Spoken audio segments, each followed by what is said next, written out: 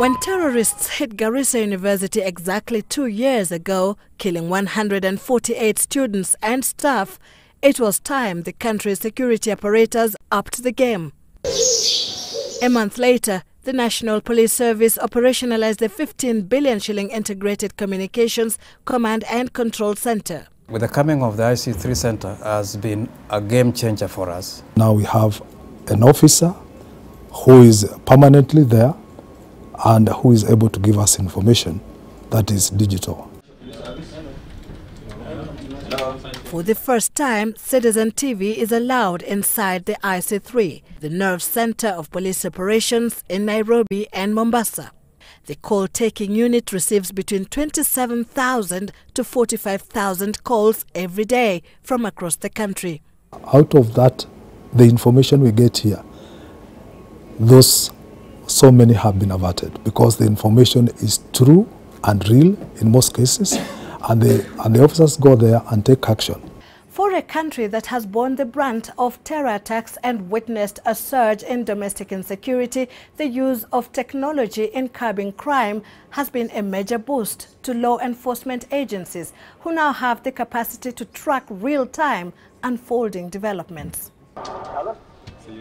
The technology, backed by a network of 1,800 high-definition cameras, covers several streets and key installations in the two cities. In a particular location where we have a pole, we have 3 cameras facing different directions so that we're able to cover the whole locality of that place. 2 are fixed. One is a PTZ camera that is pan, tilt and zoom. We have seen something happening at a distance. We're able to pull it in by zooming in and viewing closely what could be happening within that area. As a result of these cameras, a suspect was arrested in January after he was spotted changing his clothes at Uhuru Park, all this time unaware that peering lenses were recording his transformation. And he was promptly arrested and taken to court and charged with the other counterterrorism offences. We are able to focus on the preventative side to prevent crime from being committed rather than having to show up when something has happened.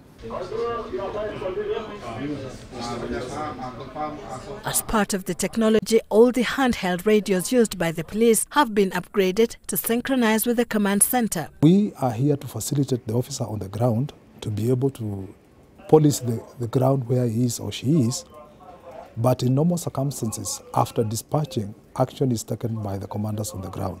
Inside the critical incident management suite, officers have been assigned different police divisions.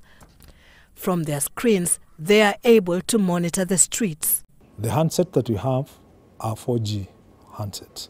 They use Android, so it's like any other normal smartphone that you have. So we can take a video clip from here and send it to the officer to direct him what is happening wherever he or she is supposed to be. To what extent would you say that this IC3 facility has helped to forestall crime? As a matter of fact, I can give you facts that ever since the system was introduced, we have managed to recover 1,160 vehicles, both in Mombasa and Nairobi. The facial recognition capability enables the police to match suspects with criminals on police watch lists locally and internationally. But for how long can the data captured by the cameras remain available? So long as the camera is on, nothing has happened to it. It will store that one. It will remain in storage for 30 days because it's not stored in the camera. It's stored in the data center.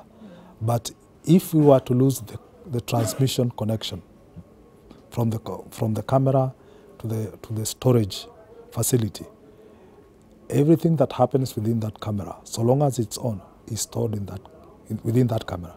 When the storage comes, the transmission line comes back, that one is transferred to the storage.